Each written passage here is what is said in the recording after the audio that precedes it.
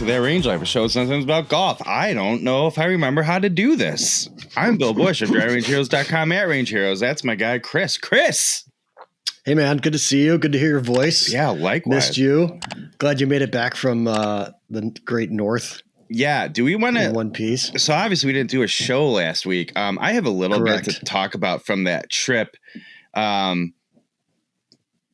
Do we want to riff a little bit before we get into what people are likely here for, or do we just want to go? Sure. All right. We'll do that. Yeah. I mean, let's do this first.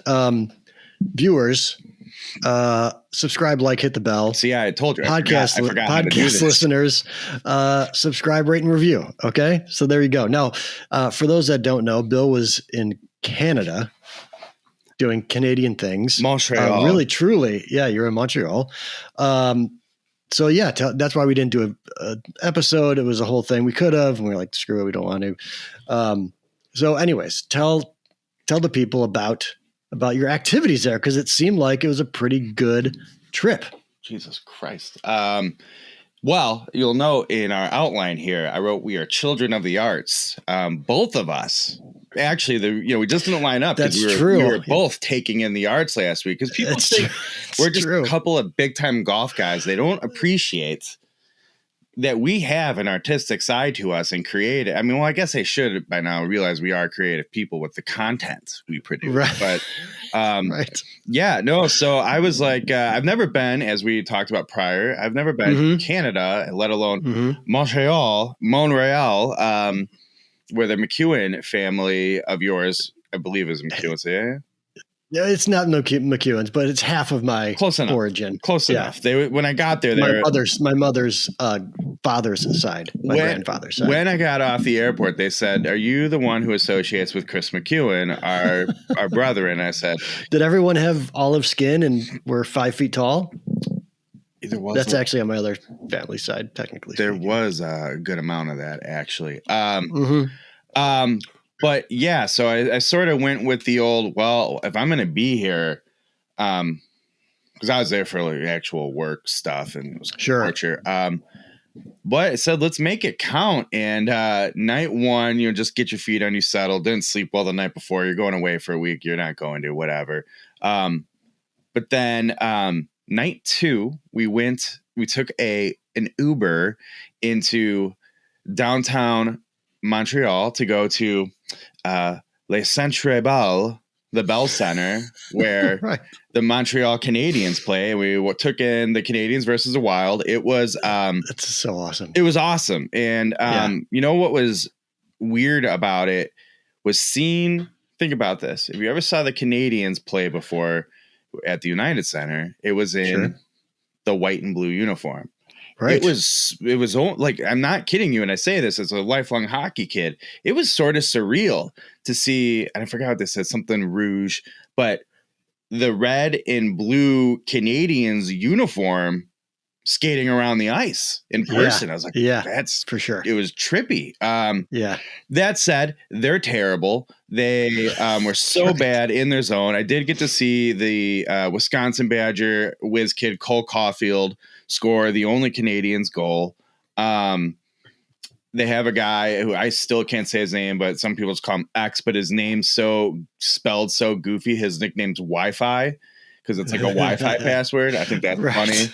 That's very good. Marc-Andre Fleury, good to see him. He played lights out for Minnesota. It was really good. That said, the Cole Caulfield goal was a little weak, but man, the Canadiens could not play in their end of the ice. It was pretty brutal. So it was still exciting to take in, really enjoyable, fascinating dynamic. I would say it's like 50% English, 50% French. In terms of in-rink entertainment, it's all French. So it's me and another American and a guy from Toronto. So it's like he's not French speaking, but he knows Canada. His cell phone's designed to work in Canada. So, and he'd been to Montreal before. So like it felt quote unquote safe. Safe's probably not the right word, but for argument's sake, just. I get it. I know what you mean. Didn't feel off balance. You're right. Right. It didn't feel like you were super foreign. Right. Right. And lost in the whole thing. Yeah. So we get back maybe like 10:15, not that late, which I'm like, man, if this was a Blackhawks game, I would have been home at midnight. So we get back, have a nightcap in the hotel bar, go up. At this point, you and I had already communicated, like, yeah, we're not doing a show that night. Right. So go up, go to work the next day. We said, yeah, we're gonna do it. That seems doable. We make a return to Les Saint-Robel to see the Smashing Pumpkins. And it was incredible. And then, so this tour was supposed to feature Poppy, who I don't know, but it looks to be a single solo artist, female singer, and I'm sure she's great, but didn't see her.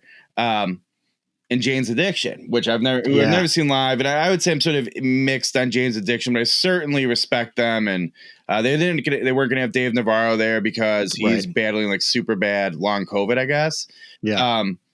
But Perry got injured and had to pull out. They had to cancel 5 of their shows. I thought about you. I saw the tweet about it. Yeah. Where they said like, sorry, man, we're not going to be able to go. And of course they announced this after we've already decided to buy the tickets. And no, I'm sorry, before, but I didn't find out till after.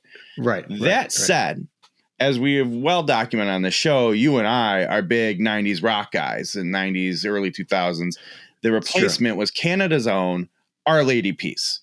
Yeah. So I was jacked. I love Our Lady Peace. Are they like in the top pantheon of bands for me? No, but not mad at seeing them live. And I'm gonna tell you, they were awesome. They were so good. It was great. I have a tendency to not like much of the newer Pumpkin stuff, but I have to give them credit. The newer stuff that was put into the set list was very good, very enjoyable. They're so good. And I came home celebrating my time and how much I enjoyed it, to the point we may go see them this Saturday at the United Center. At the UC? Yeah. That'd be cool. I was kind of curious when you sent me the, by the way, it made me appreciate Pearl Jam so much more, because you can't do that for Pearl Jam shows because they don't have like a common set list, but you sent me like the typical tour set list that the Pumpkins been playing when I asked like, oh, what do we think we're going to hear? Right. Because it was on the anniversary. They're right around the anniversary of Melancholy. Yeah. And the Infinite Sadness. So I thought maybe they would do like, I don't know, more off of that 3 LP album. But it seemed like it was a pretty good mix of all things. Yeah. No Gish on it, which I thought was odd. I noticed that too. Yeah. And that's really interesting to me because God, the older Gish gets and the older I get, the more I appreciate Gish. Man. Yeah. And there's like, boy, that was 3-4 just absolute bangers on it. But, so I was thinking about this and, in conversation with the guys about, the Pumpkins in general leads me down to some rabbit holes. And I always forget how much of an asshole Billy Corgan is. And he is a psycho. He is. Yeah. He's, and maybe he's just like, have you read anything about the making of Siamese Dream?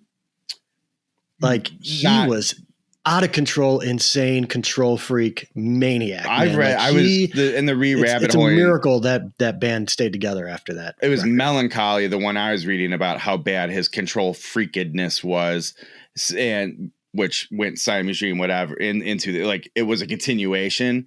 But so this and it's like I remember this. I'd say every few years when I go down an inevitable Smashing Pumpkins. God, and I was going to bring this up. It's really funny. Yeah. And then I go, in the way you and I tend to operate, I would normally go, you know what? This guy's such a dickhead. I'm done with it. Whatever. But yet I somehow like just seem to move on and reaccept it and get back to it. And then because you listen to like an interview and it seems like kind of like the Howard Stern thing where he's growing up, he's older, whatever. Totally. Yeah. And I think there's some truth to it. That said, you read about, like, why didn't Darcy rejoin? I can't remember. Oh, and she released all the text messages, and he was he was a dickhead, and that was 2018-ish. Right, it was pretty modern day. So I don't know. Yeah, but and the irony with Melancholy was it's probably their best effort to me, anyways. It was. That is if you want to hear a band at their peak ability and creativeness and the whole thing. That record is just insanely good. And he did allow for some collaboration during the writing of those songs. Like he said he had like 50 songs written total, but he let a lot of the band contribute to that. And it just kind of makes you wonder, like, why didn't you just kind of keep doing that for a while? But and if you do, I mean, to be fair, I will say this: if you read up on his upbringing and whatnot, it's not a surprise he is the way he is, and the poor dude didn't stand a chance. So the whole thing is fascinating. And I'll tell you this: I've gone down this rabbit hole many a time. There's that window of time where he's like, I think it was around 2005, where he was, this whole Swan thing isn't going. I want to bring the Pumpkins back. And then like Chamberlain came back, but Ehud and Darcy didn't, and whatever. So he kept going with sort of a carousel of musicians. And I remember there's that 19-year-old kid who won an audition to be the drummer. And it's like they were fine. It was good to see the songs, but it's like they never were quite right. And I remember as Jimmy Chamberlain came back first, you're like, it's closer. It sounds a little more like the Smashing Pumpkins. And then it was around 2018, give or take, or 2016, right? You might remember this. James Ehud showed up at the Billy Corgan residencies at the Lyric Opera House and played a few songs. And then shortly after that, rejoined the band.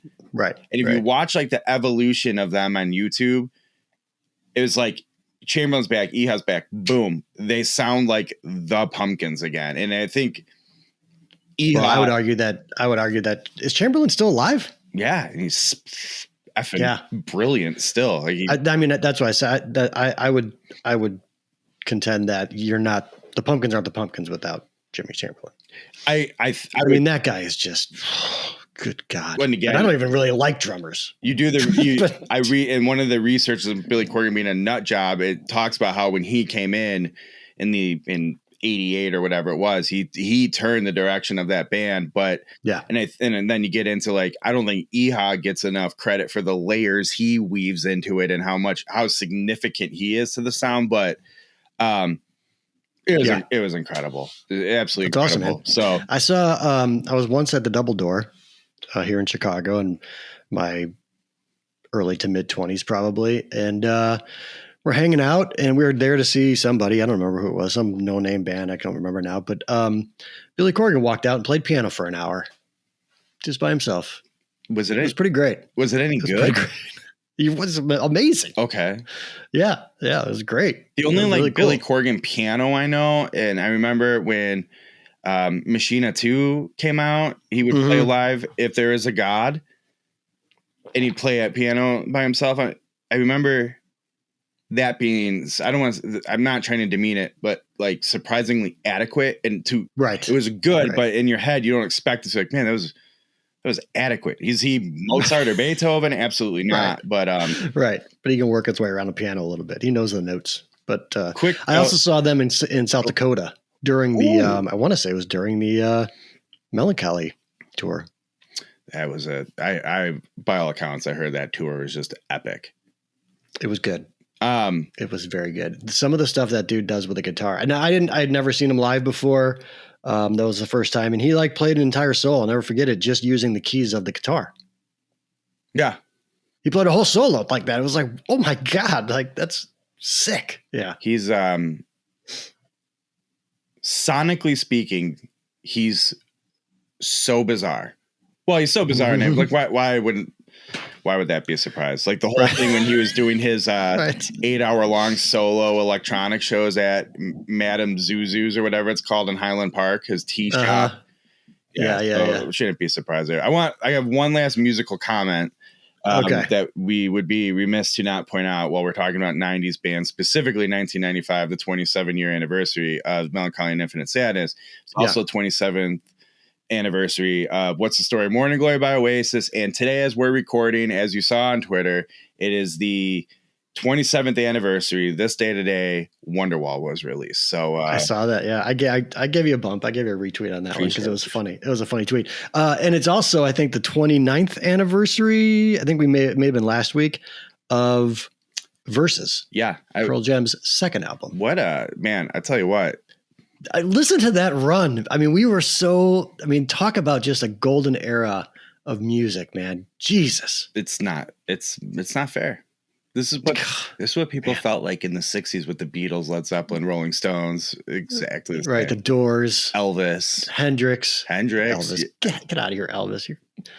All the dude did was sing black people's songs. That is true. Not pay him for it. I'll tell you what, speaking of Elvis, I saw something recently. Like, that guy was a good looking boy.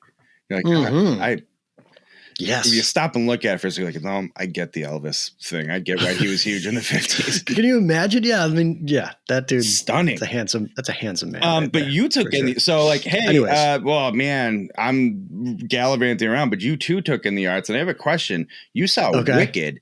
I feel like everybody and their mother is seeing Wicked right now because I saw it all over Facebook with different people. Is Wicked, did it go away and come back?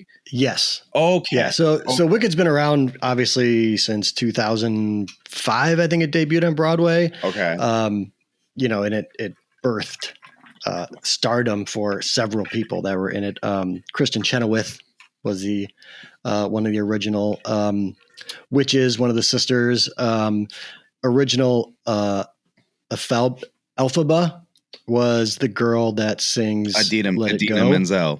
Right. So she was that was the original cast. But yeah, so it did it. And then obviously it toured back then, but then it did go away. And now it's back for a limited run in Chicago. Had you seen it before? I'd never seen it before. It's great, isn't it? Oh my God. It's so good. God, it's so good, man. It's so good. The story is so great.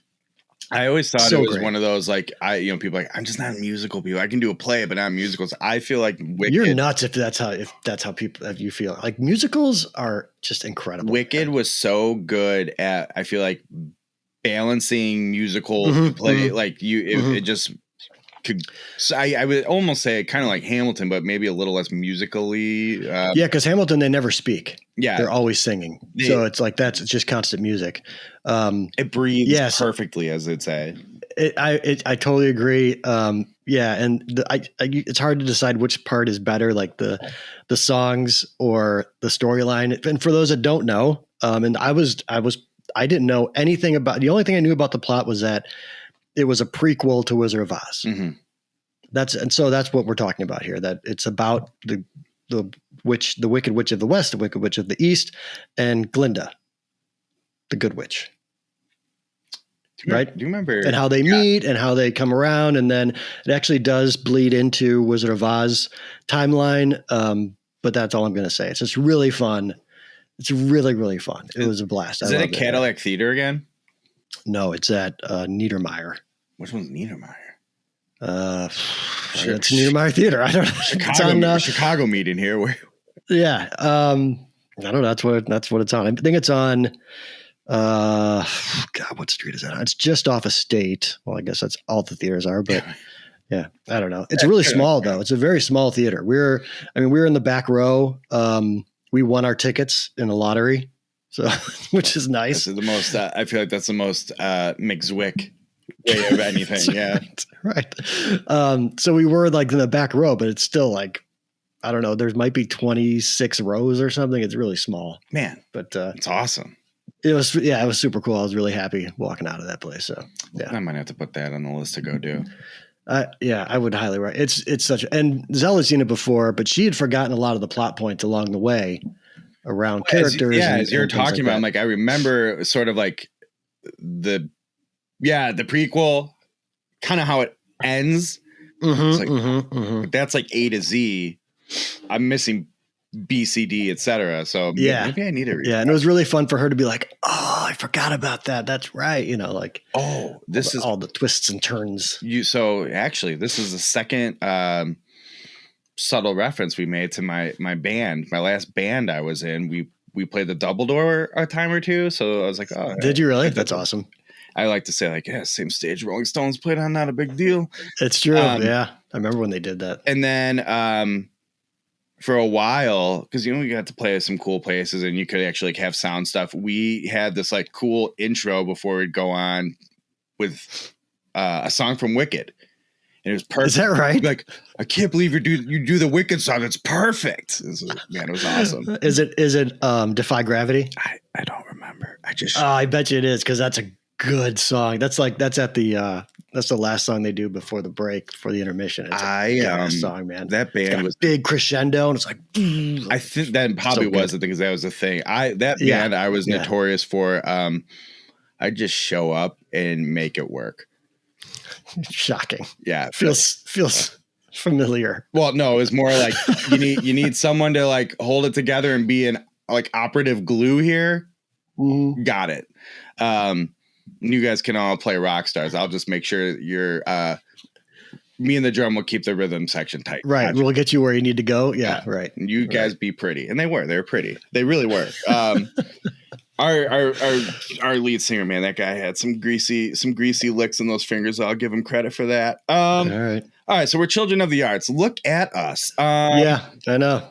Okay. Cultured AF. So I'm going to just say this before we get into the meat of this thing.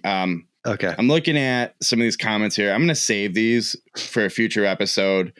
Because I do want to just chat about it with you, but I have to tell you, based on your text about your fairway troubles and whatnot, and though you and I have a tournament coming up, which we are, by the way, per that email, we are fully registered for. We're good to go. We're paid up. All right. We're ready. Great. I haven't swung a club in a bit, and I'm not mad at it.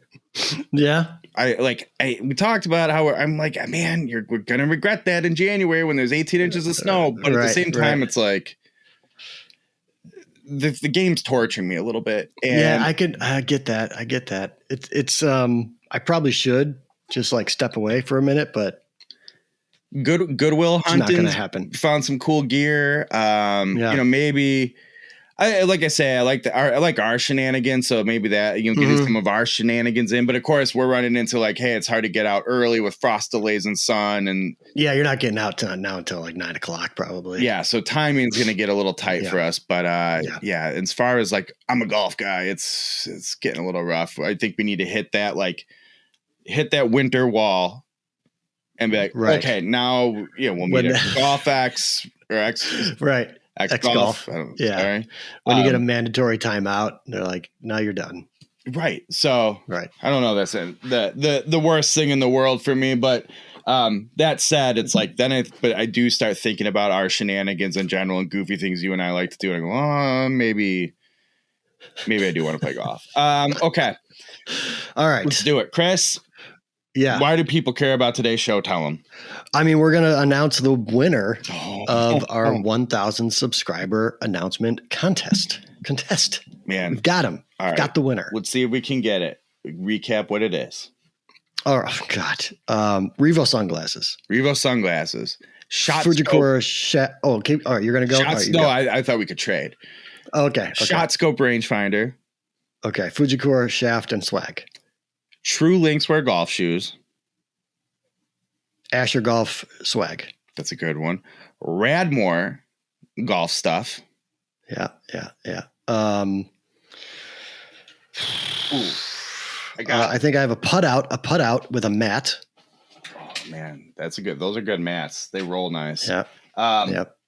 The official ball of that range I show sometimes about golf, Bridgestone golf ball, is the E12 contacts. I'm holding the Tour BXS here if you're watching on YouTube, because that's all I have by my desk. But the E12 contacts are right out there for you. Okay. What else? Some of the caddy guy, the shot tracker. Arcos Caddy Link. Yep, there you go. Yep. With the nubs sensors. God, I just had a Tour Edge Wingman 700 putter. That's right. Yep. I'm sure we're forgetting other things, but I don't want to look. But it's all that and more. All of that, right, and more. And all of that and more is going to. Shall I pull it? I'm going to get his name right. Mr. Kevin O'Neill. Kevin O'Neill. Congratulations, Kevin. You are the winner. Thank you for commenting and subscribing. I know for a fact that he followed me on Twitter because I remember his name popping up. So all those things, man, congratulations. Hey, Kevin, You're the big winner. How about follow over at Range Heroes? All right, Kevin. Yeah, Kevin, go and get that done. Come on, man. You can see all the wonderful tweets about Wonderwall dropping today. It's a big deal. I mean, that quite literally changed my life. I probably wouldn't be here today if it wasn't for that. It's fair, man. It's fair. I didn't mean that in some sort of death way. I mean it like my brain ticking creatively. Right. Anyways, Kevin, just keep an eye out. I'll hit you up on email or Twitter or somewhere and get your info. And Kevin, I'm gonna be honest with you. The stuff's all coming from many different directions. Bear with us. Mm-hmm. Bear with us. Right. This will be a process. He's got no choice. No choice, Kevin. And what I'd say, really, what'll probably happen is we get a group email going between the three of us. Yeah. And look, bro, we just take it from there and see where this thing goes. Right. Well, congrats, Kevin. I'm very excited. Okay. Thank you for subscribing. Thank you to everyone. Yeah, for sure. Thanks to everybody. We had a ton of entries and hopefully you guys stick around for those that are new to the show and to our social medias and things like that. If you think we're done, like there won't be more good giveaways, guys. Yeah, I mean it's fun to give stuff away. I'd like to do it a lot more. We are only getting bigger and more powerful. There will be more. That's right. All right. All right. You know, I don't really have a ton to cover other than the golf quip stuff, but what's the do you want to cover item number 4 on here? Oh, item number 4. God, look at us with our show notes. I feel like you have a rant that you need to get some stuff off your chest. That's one of the ones I was thinking we could say, but if you want to dive into it, I'm happy to. I just make no promises for how long it's going to go. And all right, save it then. Let's save it. I do want to know about 5 though.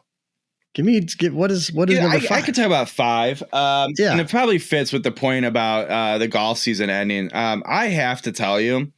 So in the last few bits of golf I played, it's been that time of year where courses are aerated, they're a little wet, they're freezing, and then they're thawing, and it's super windy most of the time, which is great. It's fine.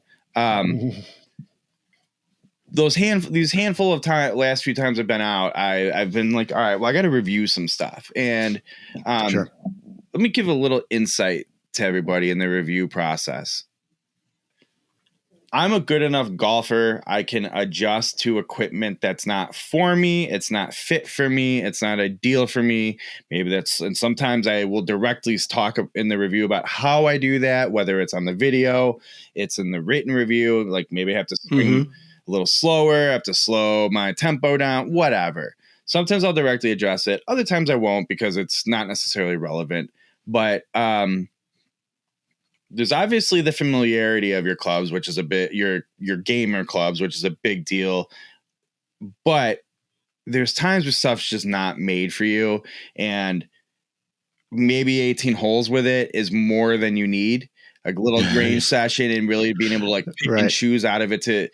What I try to do is, we've talked about plenty on the show in my reviews, is tell people, here was my experience.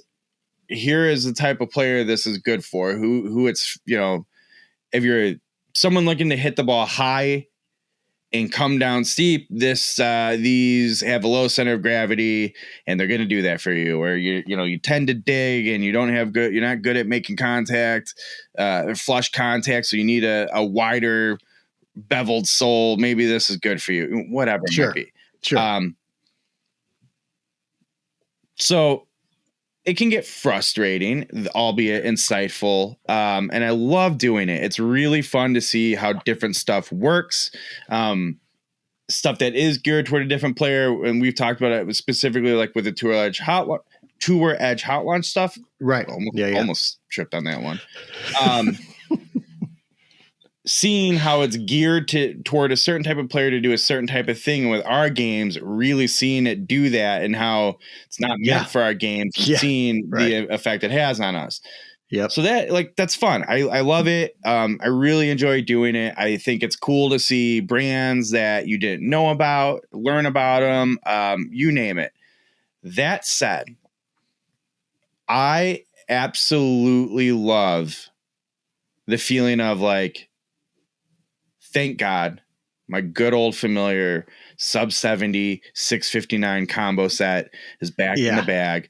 My usual wedges, my two edge C722 driver with my Ventus TR Blue is back. My Scott Redmond Concepts putter with my Super Stroke Pistol GTR grip, like it's back.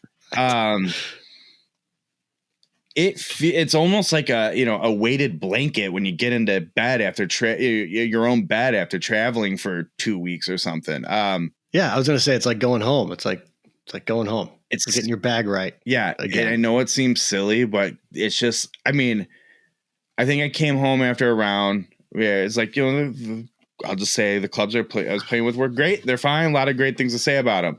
Sure. I went downstairs with my golf bag, took the irons out. And I think I had, so out of 14 clubs in the bag, probably 15, I would say 12 of them were review clubs. They weren't my clubs. And just their old faithfuls were leaning against the wall, just like, oh boys, come on back. And just felt so good just picking them up off the wall and putting it back in the bag. So right. I love reviewing golf clubs. I'm never going to complain about it. Yeah, right. I know. But putting the gamers you're familiar with back in the bag, just physically doing that, not even playing with them, feels so good. And that first shot back, even if it's a little sloppy, you're like, oh yeah, that felt right. That felt good. So I was gonna say, it's funny. I never thought about it, but you're right. It is a difficult thing to play. I mean, there's also like, you don't know what's going to happen every time off the face of X club when you're right. When you take it out one time or whatever, it's going to take you 9 holes and be like, oh, so just like the tour ride stuff, like, oh, hey, look at me with my super draw that I've got now with the E-Series driver or whatever. Like, yeah. Okay. Man, I had one shot, particularly with a set of clubs I was reviewing, where I'm like, oh, I don't really have a good look, but there's no reason, especially with this club, I shouldn't be able to hit kind of like a low, sweepy kind of draw thing, just not really worry about this tree that's in the direct line. I got plenty of distance to work this thing. Oh my God. I hit the thing almost 270 degrees, I think, like way out to the right. Right. And just came, I go, that thing with my clubs would have been like 45 degrees off to the right, horribly off. Right. This thing, I mean, it was like boomeranging back to me. I swear to God. And I'm just, okay. That's awesome. So yeah, that was it. There's just I love reviewing clubs. It's tons of fun. I'm such a nerd for it. Yeah, well, prepare yourself because I think this winter we're going to be busy doing just that. Well, I'll just say that. See, indoors it's a little easier and just yeah, right. Yeah, I won't be in the bag. But anyways, you want to plug some stuff? Yeah, we got all sorts of things going. I got the what do we have going up this week? We've had the other golf ball unboxing you did. Yep. I had the lab. I'm plugging this one late because we didn't do last week, and don't get me on the tech issues that I can't even social media from Canada now. So I got the Lab Golf Mez 1 Max putter unboxing, which if you're watching this show as it's released, that review went up on Halloween, and it's perfect because it is a orange and black putter like a jack-o'-lantern. So perfect for Halloween. Go check that out. I'm fascinated by that putter. I can't put my finger on why, but I really want to try it. They're fascinated by it. I'll just say it. They're so weird. They're so weird. You read the reviews, everybody, but the like directed force 2.1, which is the branding iron one. Yeah. I mean, that thing was so weird. And this that's a spaceship putter, but it works. It does everything it's supposed to do. Super forgiving. But this one's much more palatable, easier to look at. But reminds me of the old Odyssey backstrike, which might be before your time. But it is. They were these goofy mallets and just had the shaft went in at the very back of them, much like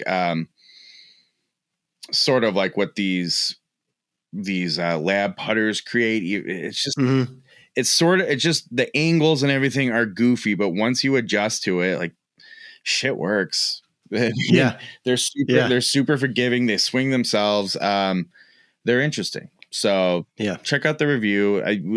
I almost feel like at this point, and we've talked about it, but we are doing our viewers and listeners a disservice. If maybe, I'll be honest with you, we could get inside, probably we can't do it in the near future and do it on an indoor putting green. I think we'd be doing a disservice. Might have to wait till next year to get it outside. And I think we do need to make some videos on it, just to even if it's just 30 minutes of you and me going, what is I don't know, man. This thing's wild, man. Right, I don't know. Right. Crazy. Yeah. All right. So you've got that going on. Yeah. So we've got the other unboxing. I dropped my little Griever Cup love letter out there if anyone wants to watch it. And then on November 1st, so Tuesday. Jesus Christ. November already. Your latest unboxing of Ram irons and the return of the Zebra putter, which is a really fun video. Head cover right there. I don't notice this head cover sitting on my desk, which means another one's on the putter. I will let people deduce what that means before the review is out. Leave it at that. Yeah, so go check that out too, because that's pretty fun. You give a little history lesson, give some backstory on the designer of the putters. Stay tuned too. You and I have some ideas. There'll be more content on that. It's the whole Ram Zebra story taking place right now is fascinating to me. And cool. I'm hopeful for the future, but I'm worried my historical golf nerd is getting ahead of me and what to expect from these guys. So all I know is that my grandfather, I think it was my grandfather, maybe my uncle too, had a set of Ram irons way back in the day. So that's what makes me think of. They had some good ones, man. I get home from Canada. They might have been the first irons I ever hit, because that's usually what we would do. We just grab irons out of the garage and just hit in the backyard. Stuff they were making in the 80s to early mid 90s was just unbelievable. And I found as soon as I got home, young Liam, it's like, Dad, are we going Goodwilling? And I'm like, Liam, good to see you too. So we go out, and I'll just say this, man, I found some killer stuff this weekend. But I found a set of just golden era for Ram forged blade, muscle back blades. I mean, they were in perfect shape, beautiful, just killer squared off toes, thin top line, compact profile. I'm like, these things are beautiful. And they had 3-through pitching wedge, no 9-iron. I'm like, I can't do it. You can't do it. Oh, you're dummy. Well, you've seen the tarp covered pile. I know. I've had to create a boundary of the Goodwill Games is beyond equipped at this point. So right. I've already sent out messages like, hey, after Kris and I make the Goodwill Games video, I need help unloading this stuff. Just throwing it out there. Speaking of which, before we leave, and then we'll close this thing out, what are the children dressing up as tomorrow? Liam is being Gene Frankel, I believe is his last name, who is Will Ferrell's more cowbell character. Come on. That's who he wanted to be. And his costume's pretty funny. I'll get you a picture. And Madeline is being Winnie from Hocus Pocus. Okay. And nice. I'm not a big Hocus Pocus guy. I don't. It's sort of in that Christmas Story vein where I'm like, I don't think Christmas Story is good. I don't a lot. Yeah. I don't really care for Hocus Pocus myself, but people love it. She loves it. So, and her costume's good. She looks killer in it. And then the piece de resistance of it, she got in Disney, they had, they have the ears, right? And the one she got is for the 50th anniversary. They're almost like little globes, and they light up. So she's gonna my wife is gonna do her hair like covering the globes, and then turn them on and her hair will light up. Oh, that's awesome! You guys are something else. So I'm hoping I can.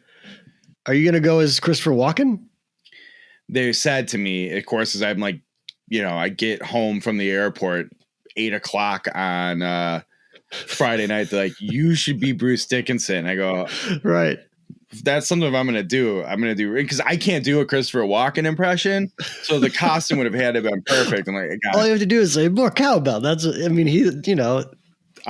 steal the show with the cowbell. Did you have a cowbell? Did you buy a cowbell, or do you have one? No. God, get this. I know I probably could have done something different, but then I just got frustrated. I kept getting I wasn't getting Amazon.ca in Canada. I could get to Amazon, but it's like, because I was in Canada, it wasn't letting me prime it correctly. So I couldn't get him like a real cowbell, but my in-laws had one of the, like a cowbell from an old farm. Right. So that's what he's doing. That's good enough. Whatever. Yeah. So awesome. I want him to, so great. He's obsessed with the Smashing Pumpkins right now. I want him to be like, get him a bald cap, get a black leather dress, and have him be Billy Corgan. Just have him whisper sing the whole time. Like he walks up to there and goes, "Happy Halloween." It's like, yeah, right. Exactly. And then scream right after it. Yeah, for sure. Hey, maybe next year I think you and I should do like a real Halloween episode costume. Yeah, it snuck up on me. I wasn't prepared for it. That's you and I in a nutshell. So that's also fair. All right. I think this year I'm just going to go as a tall person. That's just what I'm going to dress up as. I can't wait to see it. Is Riv going to come and you're going to like stand on the shoulders with a trench coat? Hey, speaking of Riv, real quick. Okay, you're right. Speaking of Riv, just congratulations on his new baby boy, Duncan Ryan. I was going to say, had himself a son. Oregon, where he lives, runs on Duncan. Right. That's right. So yeah, I'm going to see him on Wednesday, I think. Hopefully, not the baby, Riv. Oh, congrats, Riv. It sounded like I was just congratulating you for seeing Riv on Wednesday. For seeing Riv. Well, congratulations seeing Riv on Wednesday too. You would. I'm sorry. You have to see Riv on Wednesday. All right, let's get out of here. That's Kris McEwen at Kris McEwen on all social medias. I'm Bill Bush of DriveRangeHeroes.com at Range Heroes as well on the social medias. Thank you for listening and watching That Range Life, a show sometimes about golf. We'll see you next week.